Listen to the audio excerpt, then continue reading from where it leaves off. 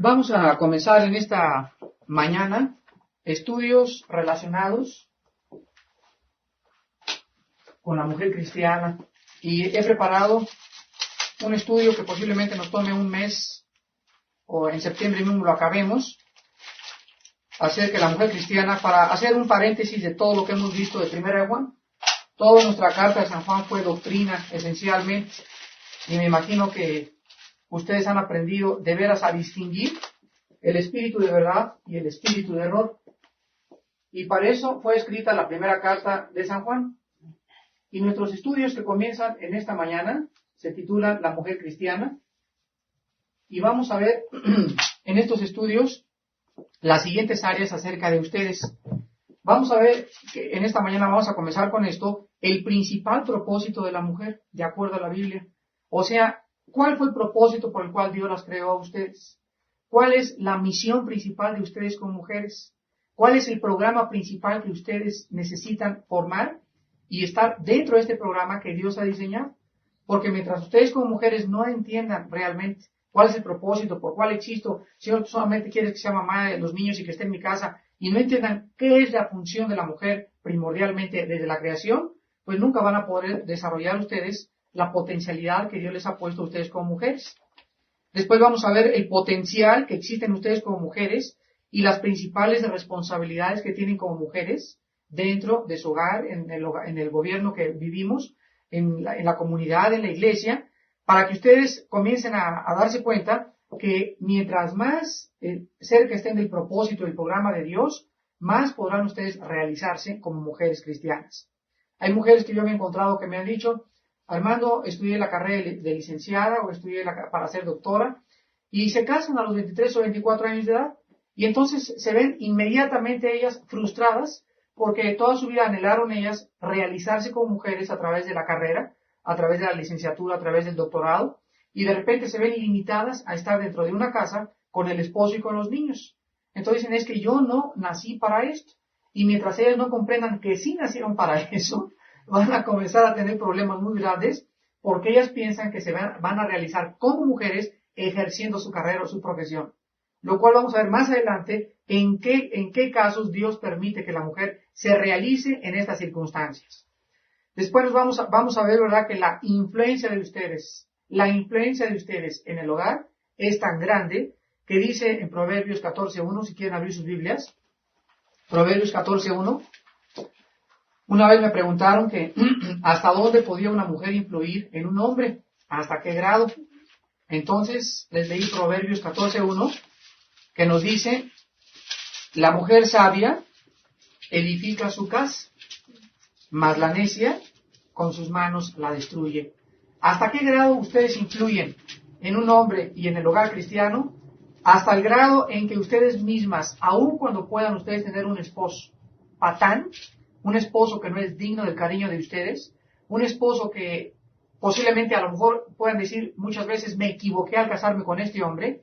Quiero decirles que si ustedes están dentro del programa y del propósito de Dios, y ustedes hacen la voluntad de Dios al principio, ustedes con sus propias manos pueden cambiar la vida de ese hombre con el cual están casadas, pueden cambiar las circunstancias, y si realmente fue una equivocación grandísima y no es el hombre que tú necesitas o mereces, Dios es lo suficientemente grande y amoroso para no permitir que ustedes sigan con ese hombre, pero Dios en su tiempo lo va a cortar o lo va a convertir.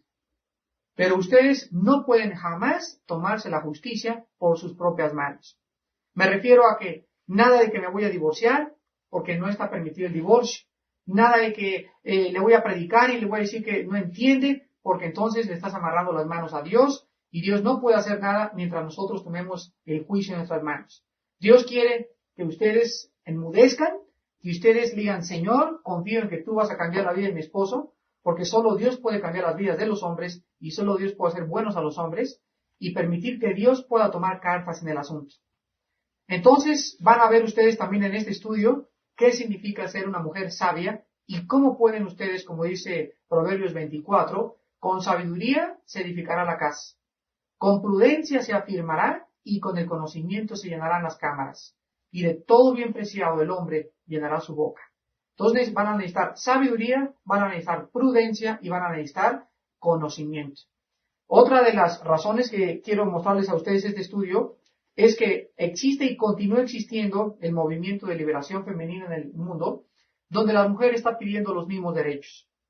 Quiero mostrarles a ustedes con la Biblia en la mano de que no es verdad de que Dios las haya escogido a ustedes para ser sufridas, ni tampoco para que sean las madres abnegadas, ni para que el esposo las traiga del chongo arrastrándolas por toda la casa, sino que hay un propósito de Dios y no solamente ustedes sufren bajo el esposo, sino que también los hombres, cuando estamos bajo la autoridad de Cristo, también tenemos lo nuestro. Y Dios nos revuelque y nos arrastra el chongo bajo otras circunstancias.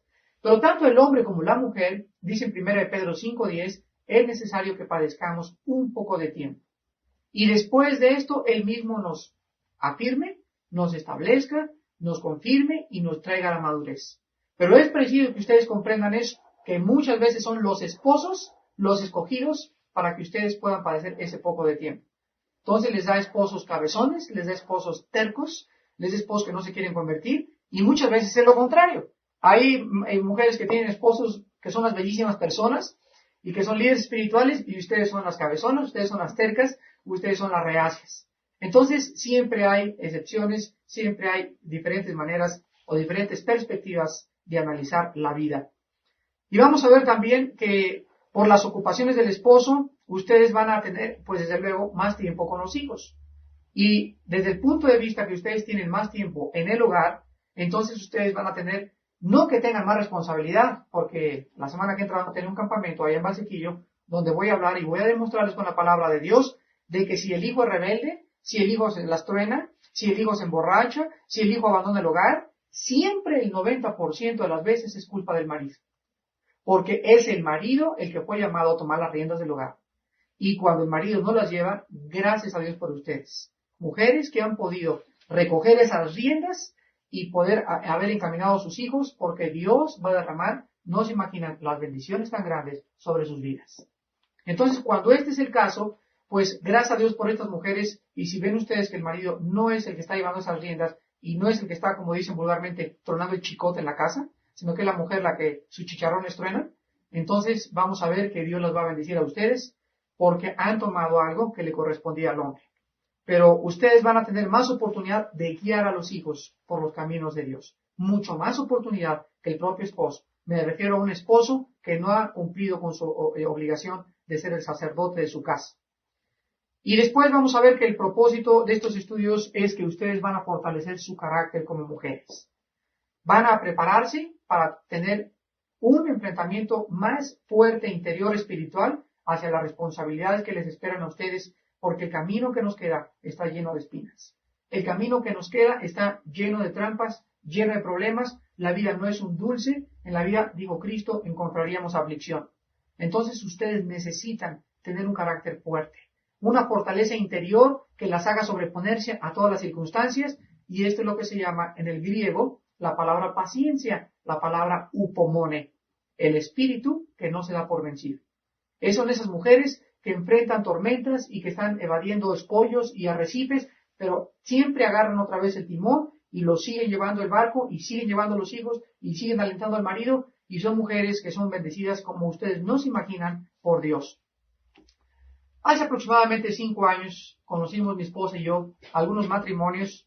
Estas muchachas eran muchachas jóvenes, 22, 23 años, un seminario que yo tuve con ellas, con parejas de 18 a 25 años de edad casadas. Encontramos, mi esposa y yo, una estadística increíble en los matrimonios jóvenes, y fue la siguiente. Había muchachas que, por ejemplo, tenían 2 o 3 años de problemas con el marido.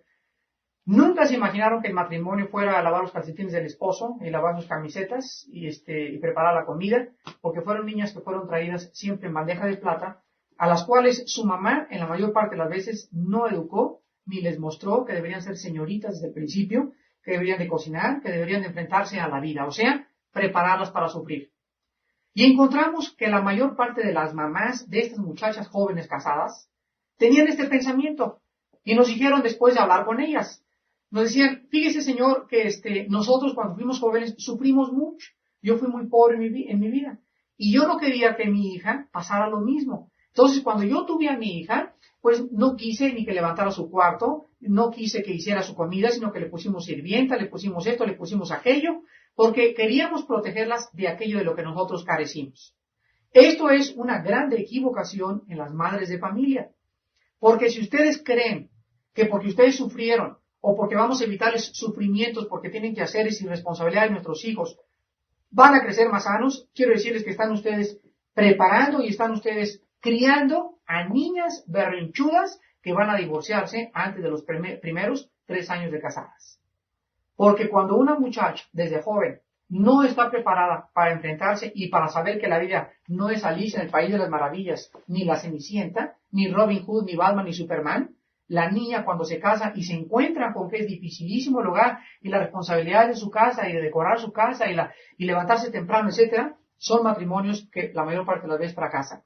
Porque son muchachas que esperan al marido y siempre están quejándose y quiero que me lleves esto y que me compres este abrigo y que ahora quiero irme a Acapulco y quiero esto y el otro. Entonces el marido dice, ¿sabes qué? Que vete con tu mamacita, porque en estas condiciones yo no quiero seguir soportando.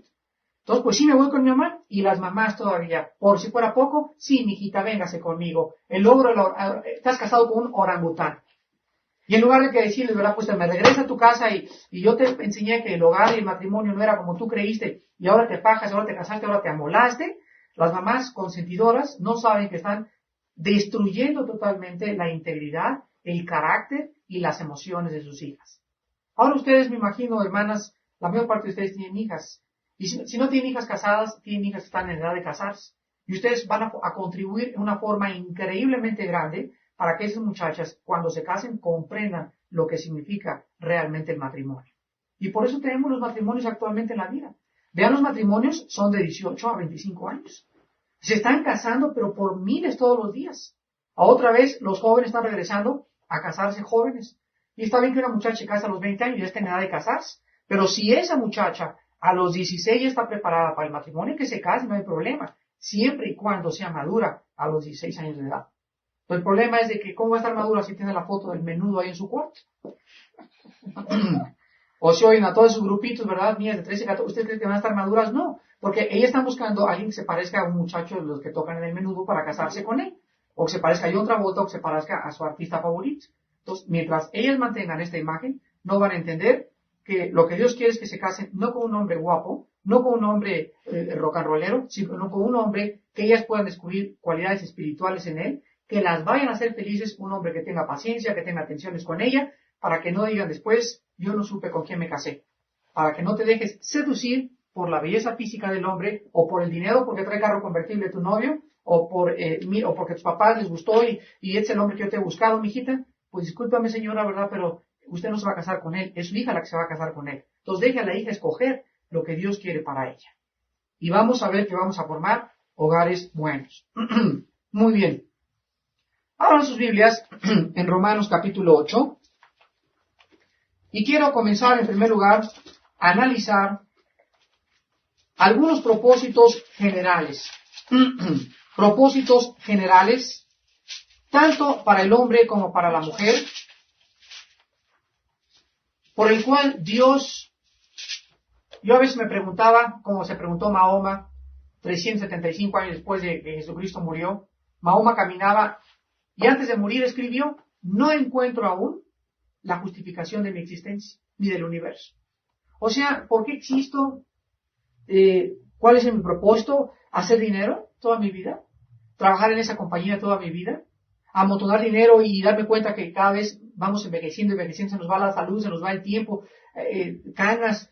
¿Cuál fue realmente la razón de la existencia? ¿O somos igual que plantas y animales? Entonces, cuando venimos a la Biblia, cuando venimos a las Sagradas Escrituras, encontramos propósitos generales por los cuales existimos, por los cuales vivimos. Y quiero darles a ustedes algunos propósitos generales, tanto de la razón de nuestra existencia, tanto de los hombres como de las mujeres. Por ejemplo, aquí en Romanos 8, versículo 29, la Biblia nos habla de un propósito. Dice, porque a los que antes conoció, también los predestinó para que fuéramos hechos conforme a la imagen de su Hijo, para que Él sea el primogénito entre muchos hermanos. Aquí encontramos una razón, 8:29. Aquí encontramos una razón por la cual Dios nos ha criado a nosotros. Y dice la Biblia que Dios ha mandado, o sea, Dios hizo una creación, esta es la creación original, que era Adán. Adán tenía una capacidad intelectual del 100%. No había enfermedad, o sea, su cuerpo era perfecto, no tenía cicatrices, ni deterioro, ni tenía que lavarse los dientes, porque no comían ni carne, ni había deterioro ni decadencia de los dientes, ni tenía que tomarse vitaminas, ni nada. Adán era un hombre perfecto. Adán tenía una capacidad, y esta capacidad era de escoger hacia lo bueno o hacia lo malo. Dios lo creó perfecto, pero Dios no lo creó inmutable. O sea, no hizo un robot. Porque Dios pudo haber hecho un robot y le pudo haber dado cuerda y le pudo haber dicho, solamente vas a hacer el bien, y hubiera hecho el bien. Nunca hubiera conocido el mal.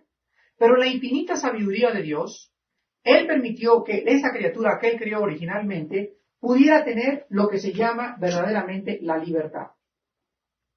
Por más que he preguntado en las universidades, y ustedes háganlo también, intenten este experimento, y pregunten a la gente ¿qué es la libertad? No van a encontrar ustedes una definición de la libertad más que en la Biblia.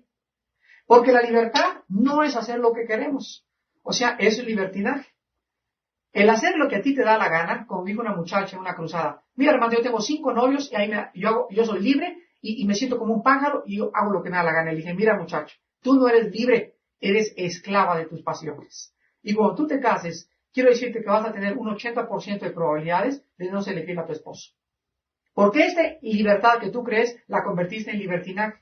La libertad entonces no es hacer lo que nosotros queremos, sino hacer lo que debemos hacer.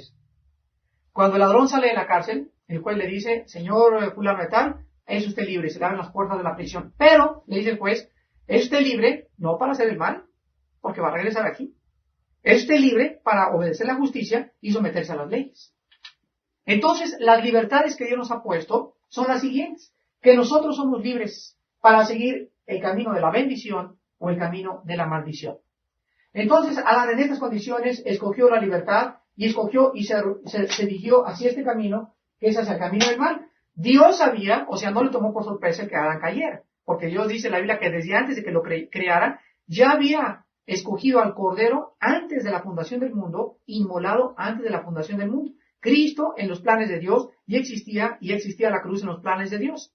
¿Por qué permite Dios esto? Porque el hombre, y escuchen esto, no hubiera podido conocer ni el amor ni el perdón de Dios si no hubiera caído en el pecado. O sea, el pecado es propósito de Dios también. Exactamente.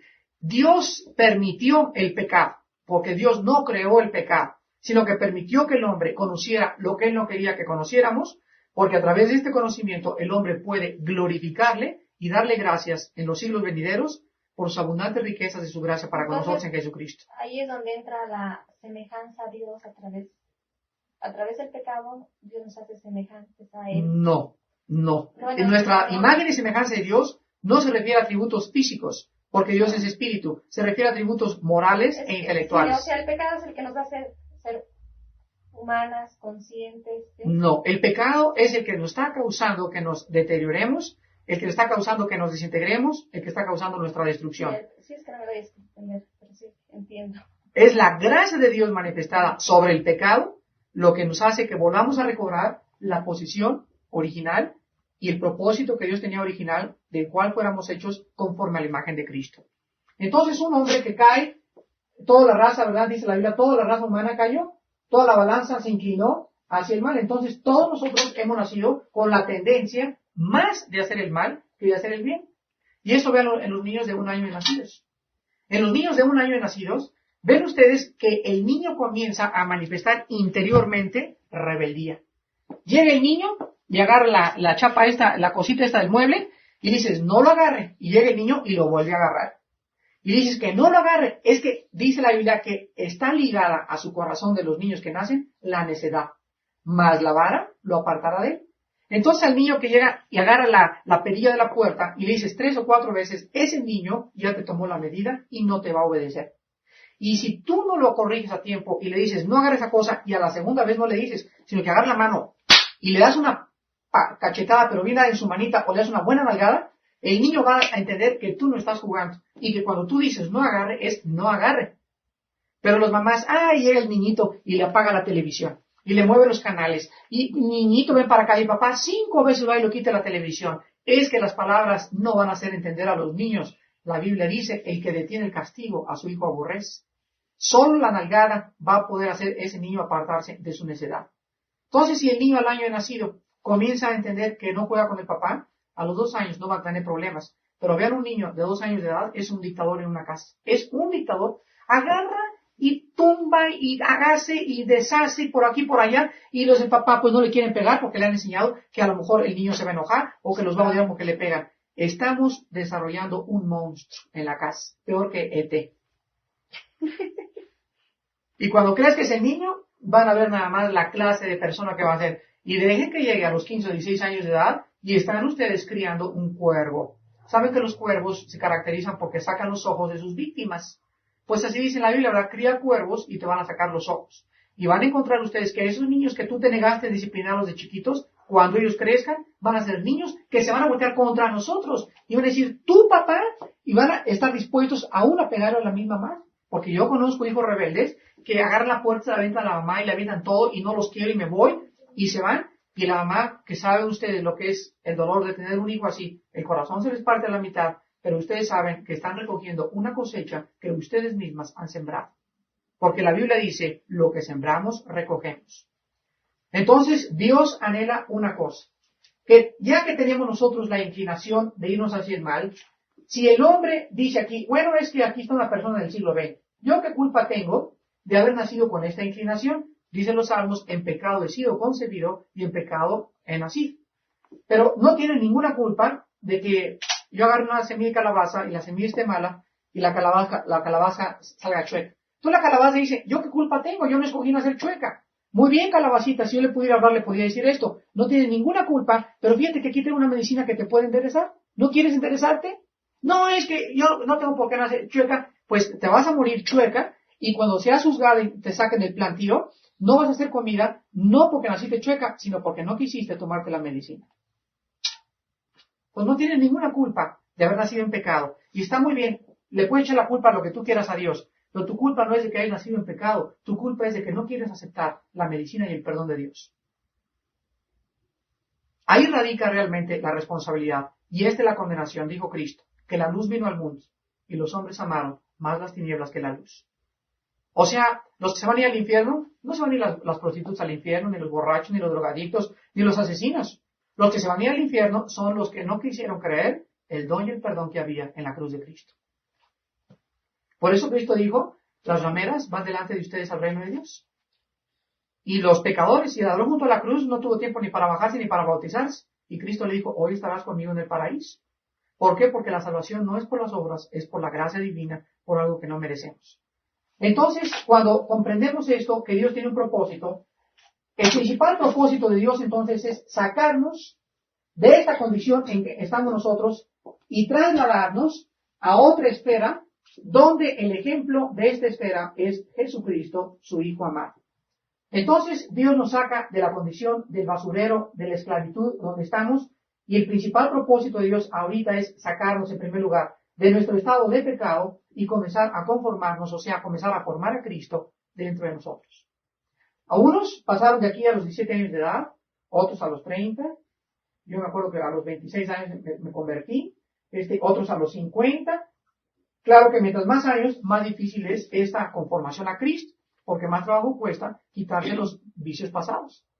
Entonces, si tuve la oportunidad de convertirte hace 5 años, cuando pasaste esta esfera, pues yo me acuerdo que tenía 26 años de edad, de filosofías, de comunismo, de ateísmo, de escepticismo.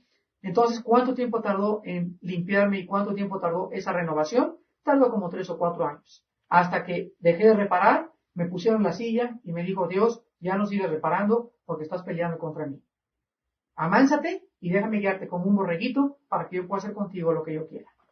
Porque mientras ustedes sean rebeldes y no entiendan que mientras más reparos peguen y más quejas y más problemas le den a Dios, más difícil va a ser que Él forme a Cristo en ustedes. Entonces encontramos el principal propósito. Dios quiere formar a Cristo en nosotros, tanto hombres como mujeres.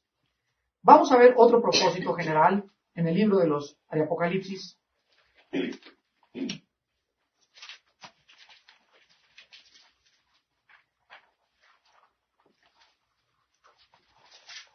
Aquí encontramos otro propósito general en el libro de Apocalipsis.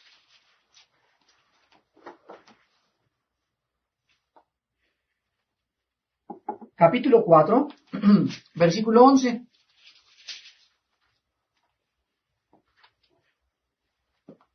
Señor, digno eres de recibir la gloria y la honra y el poder, porque tú creaste todas las cosas y por tu voluntad existen y fueron creadas. Aquí encontramos otra razón por la cual nosotros existimos. Dice la Biblia, porque tú creaste todas las cosas. ¿Saben ustedes que uno de los atributos de Dios es que Dios no ha tenido ni principio ni ha tenido final? Cuando, por ejemplo, la organización romana católica nos dice que la Virgen es Madre de Dios, pues están diciendo que ella es una diosa. Están diciendo que ella parió a Dios. Y pues si Dios fue parido por alguien, pues ya no es Dios. O sea, siguiendo una línea de lógica, llegamos a silogismos, ¿verdad?, que no tienen ninguna razón de existir. Entonces, Dios es Dios precisamente porque, como dijo un niño una vez, ¿y quién creó a Dios?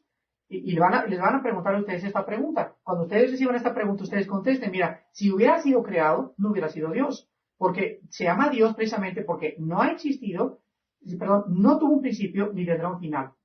Y la otra cualidad principal de Dios es que Dios es un ser independiente y nosotros somos criaturas dependientes. Él creó todo el mundo a su alrededor y todo lo que Él creó depende de Él. Entonces, si nosotros fuimos creados por Él, nosotros forzosamente no podremos nunca ser independientes. Pero nuestro corazón nos dice interiormente, serás como Dios conociendo el bien y el mal. Y cuando el hombre anhela y busca su independencia, es cuando el hombre agarra un cuchillo y se suicida moralmente. Porque el hombre tiene que reconocer que si hay un creador, nosotros tenemos que decirle, Señor, reconozco que soy tu criatura, he aquí tu siervo, hágase conmigo según tu voluntad. Entonces necesitamos depender de Él, porque Él es el único ser independiente del universo y nosotros forzosamente necesitamos sujetarnos a sus leyes y a sus principios. Entonces, por su voluntad, dice la Biblia, existen y fueron creadas todas las cosas. Vean ustedes ahora Efesios capítulo 4. Efesios 4, versículo 13. Efesios 4, 13. Y encontramos otro tercer propósito general por el cual existimos. Efesios 4, 13. Hasta que todos lleguemos a la unidad de la fe y del conocimiento del Hijo de Dios, a un varón perfecto, a la medida de la estatura de la plenitud de Cristo. Entonces vean ustedes lo siguiente. Dios nos dice, la estatura, vamos a poner que son 2 metros de crecimiento espiritual. Él tiene un patrón para que nosotros crezcamos. Entonces, algunos de ustedes ahorita van por acá, miren. Aquí van, creo que llevan como 50 centímetros. Otras van por acá. Otras ya casi están cerquita de la estatura. Pero hay una meta que Dios nos ha puesto. Él es el que la ha establecido. Vuelvo a repetir porque Él es el que ha establecido las normas, las reglas del juego. Entonces, nosotros tenemos que dar esa medida. Y la damos, escuchen esto, la damos o la damos. O sea, si alguien no quiere crecer y alguien se quiere atracar acá, les va a pasar lo que les pasó a los judíos en el desierto, que se quedaron 40 años, vuelta y vuelta y vuelta y vuelta, y nunca pudieron ni alcanzar la estatura de la plenitud de Cristo, o la estatura de la plenitud de Jehová, ni encontrar el reposo de Dios, ni pudieron descansar, ni vivieron realmente como Dios quería que vivieran. Entonces, ¿por qué fue eso que anduvieron 40 años? Lo dice ¿Fue un Hebreos. castigo o ¿Fue un castigo? una prueba? Sí, o sea, ellos mismos no quisieron pasar de esa etapa. Haga de cuenta que la primera prueba que usted tiene es de aquí a allá, de aquí a aquí, este es el primer obstáculo en su vida cristiana, y ese obstáculo es que usted va a caminar y se da un topezazo contra una pared que va a ver invisible que va a ser su esposo. Y entonces, al topezarse, a veces que le dan así un ponche en las narices, va a decir, pero ¿por qué esto es injusto? Y por aquí, por allá, y usted comienza a alegar contra esa pared. Entonces, mientras usted no reconozca de que usted tiene que sujetarse al marido y ponerse un zipper y orar por él, nunca va a pasar esa prueba. Ahí está, va a estar tope y tope y tope, y se puede quedar usted ahí 6 meses, 1 año, 2 años o 40 años.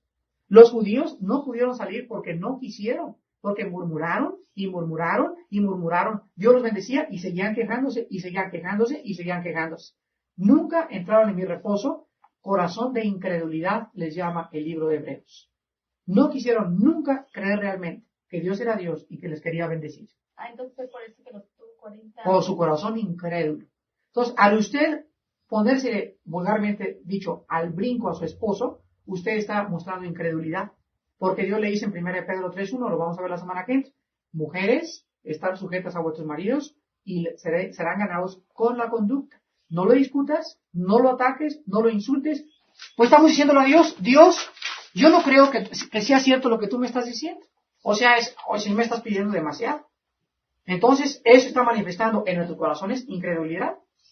Posiblemente no le llamamos con la boca mentirosos, pero con nuestras actitudes y acciones le estamos diciendo a Dios, no creo que lo que tú me estás diciendo es lo más correcto y lo más indicado para mi vida. Por eso el justo por la fe vivirá. Y saben ustedes que vivir por la fe significa vivir teniendo como base la palabra de Dios como regla de conducta inefable en nuestras vidas. O sea, soy guiado por la palabra, no soy guiado por las circunstancias. Soy guiado por lo que la Biblia me dice, no por lo que veo ni por lo que siento. A lo mejor mi esposo cada vez está peor, pero yo sigo amarrado a las promesas de Dios. Señor, tú me has prometido y yo seguiré siendo fiel. En lugar de desanimarme, me aliento, me fortalezco. Y entonces Dios, con la paciencia, alcanzarán ustedes las promesas por medio de su fe. Por eso es tan importante, hermanas, que ustedes comprendan que Dios tiene una medida. Y hay hermanas que ahí tienen 4 o 5 años. ¿Saben por qué no han pasado de ahí? Porque siguen de chismosas. Y hable, y hable, y hable, y hable, y hable, y hable. Y critique a los cristianos. Y todos son hipócritas, y todos son esto, y todos el otro. Y mientras en el corazón exista de una persona esta actitud, no crecen. Ahí se estancan. Ahí se estancan. Hasta que pidas perdón a Dios y conozcas que no va a haber una iglesia perfecta, que no hay cristianos perfectos y que comiences a soportar a tus hermanos. En ese instante rebasas esta barrera y mira nomás el brincote que das. Pero mientras más permitamos que el Espíritu Santo nos controle, nos dirija, más grande podemos y más rápido llegaremos a esa estatura que Dios quiere que lleguemos. Entonces aquí está otro propósito de Dios para todos, mujeres y hombres. Hermanas, Dios quiere que crezcan. Dios quiere que crezcamos.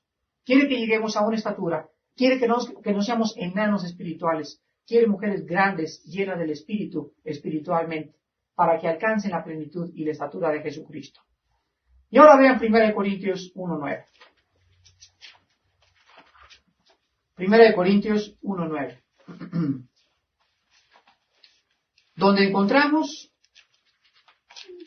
otro propósito principal por el cual Dios nos ha creado. Otra razón de nuestra existencia, como cristianos, desde luego. 1 Corintios 1:9, la Biblia dice, fiel es Dios, por el cual fuimos llamados, ¿a qué? A la comunión con su Hijo Jesucristo nuestro Señor. Miren, hermanas, vamos a entender esto para que podamos comprender la voluntad de Dios. Dios nos agarra del mercado de esclavos, de las tinieblas, del mundo de tinieblas donde vivíamos, nos traslada al reino admirable de Jesucristo, nos saca de una esfera y nos coloca en otra esfera, y mientras nosotros estamos en esta esfera, nosotros, al ver lo que Jesús ha hecho por nosotros en la cruz del Calvario, esto pertenece a la carne, queremos hacer algo por él. Dice mi abuelita, es que yo no puedo salir de la casa, es mi abuelita, no puedo ni ganar a almas, ni hablar, me siento tan inútil. Y le dije, abuelita, el principal propósito por el cual Dios te llamó es para que tú tuvieras ahí en tu casa comunión con Él a través de la oración y de su palabra. La palabra comunión significa comunicarse. O sea, Dios nos ha llamado a que establezcamos una comunicación con Jesucristo su Hijo. Entonces, hay cristianos que trabajan y reparten folletos y van por las calles tocando en esto, van a las cárceles, visitan, regalan dulces, están haciendo obras. Eso está muy bien. Pero es más importante el tiempo que esa persona pasó a solas con Dios en la mañana que todo lo que él ha hecho. ¿Sabían ustedes eso? Es más importante y más precioso a los ojos de Dios el tiempo que le dediquemos en la mañana, en la quietud, en el secreto de la cámara de oración, a solas con Él, que todas las cosas que nosotros sintamos hacer impulsados por la carne para agradarle y para darle gracias por lo que Él ha hecho por nosotros. Dios nos ha llamado a la comunión con Jesucristo y les voy a ilustrar esto con el mejor ejemplo que he oído. La vida cristiana se compara con el matrimonio. Entonces, yo me caso con mi esposa y yo la amo tanto que le digo, te quiero comprar un Cadillac y llenarte el closet de pieles y llenarte de joyas. Y para eso me voy a levantar de las 8 de la mañana a las 10 de la noche a trabajar todo el día. Y entonces llego todos los días a las 10:30 de la noche. ¿Cómo estás, mi vida? ¿Cómo estás? Y espera siquiera dar un besito de eso. Y digo, hasta mañana, pum, y caigo acostado a la cama. Y es todo lo que me ve. Me ve 15 minutos antes de acostarme, y eso porque llego cansadísimo o porque llego de mal humor.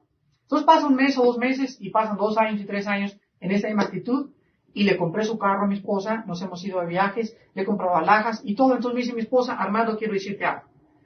Yo no quiero ni las alhajas, no quiero ni los coches, no quiero ni la casa, no quiero ni los viajes. Yo te quiero a ti porque me casé contigo. Tenemos 3 años que no nos comunicamos, 3 años que no nos hablamos, 3 años que no sé cuáles son tus frustraciones, tus anhelos, tus ilusiones, tus metas, tus objetivos. No compartes, no me has abierto tu corazón. Cada vez te veo como una tumba. Me parece que me casé con una persona que nunca jamás he llegado a conocer. Entonces voy a entender que el principal propósito del matrimonio no es realmente lo que yo le pueda dar a mi esposa, sino que en la medida que crezcamos juntos, mi esposa y yo, mi corazón esté abierto y mi esposa pueda conocer cada vez más lo que hay dentro de mi vida. Si yo no lo revelo a mi esposa mis secretos y mis anhelos y mis frustraciones, y fíjate que esta persona, y no tenemos tiempo para platicar y para cultivar nuestro amor, no podemos nosotros decir que hemos cumplido el propósito de Dios. Porque el principal propósito de Dios es que Dios quiere que unamos nuestras vidas, no para que yo trabaje y ella trabaje, sino para que los dos nos fundamos en una persona y nos comuniquemos. Cada vez nos entendamos más y podamos revelarnos lo que hay dentro de cada uno de nosotros. Entonces pueden pasar 4, 5, 10 años y 20 años. Yo sigo a mi esposa agarrándole la mano, le sigo abriendo la portezuela del coche para que se suba, le sigo quitando la silla para que siente en una mesa, sigo teniendo atenciones con ella, le sigo dando regalos cada una vez al mes, le sigo diciendo de vez en cuando te quiero, porque aunque ella sepa que la quiero, necesita oír que yo la quiero, porque necesita el sentimiento de seguridad. Entonces, el matrimonio, la vida cristiana, es lo mismo que la vida con Dios. Es como un jardín que necesitamos cultivar, que necesitamos regar la planta, que necesitamos rodearla de la atmósfera necesaria para que crezca, que necesitamos podarla de vez en cuando. Esto es el matrimonio, esto es la vida cristiana. Y mientras, hermanas, ustedes no comprendan esto, no vamos a poder entender que Dios nos ha llamado a tener comunión con Jesucristo, a comunicarnos con Él, a tener un tiempo de disciplina de oración, a tener un tiempo con la palabra en las mañanas con Él. Y mientras ustedes no tengan este tiempo con Dios, quiero decirles que sus prioridades están totalmente equivocadas. Están totalmente equivocadas. No me importa que seas presidente de la acción femenil de la iglesia, o que seas presidente de los jóvenes, o que lo más importante es que Dios nos ha llamado a comunicarnos con Él. Cuando comiences y des este paso y le prometas hoy día, Señor, desde mañana, quiero pedirte perdón en primer lugar porque no he tenido esta comunión contigo, pero desde mañana te prometo que quiero comenzar a tener este tiempo contigo. Entonces, dando el primer paso, vas a esperar que Dios te revele la voluntad para el mes que entra y para el año que entra. Pero no esperen ustedes conocer la voluntad de Dios mientras ustedes no hayan dado el primer paso. Y es el tener comunión con Él día a día en el Espíritu y la verdad que el Espíritu de Él nos ha dado. Vamos a despedirnos. Señor, gracias porque cuando tú enviaste tu Espíritu a nuestras vidas, el día que oímos tu palabra y creímos en tu Evangelio de gracia, nos sellaste con tu Espíritu Santo y esta presencia divina dentro de nuestras vidas, de nuestros espíritus, nos muestra la razón por la cual por fin existimos. Oh Señor, comenzamos a comprender poco a poco qué quieres de nosotros. ¿Cuál es la justificación de nuestra existencia, nuestra razón de vivir? ¿Cuántas personas viven en la vida a nuestro alrededor sin razón por la cual vivir, por lo cual se suicidan, por lo cual viven entregados al materialismo, viven entregados a los placeres, porque ellos creen que para eso nacieron y para eso viven?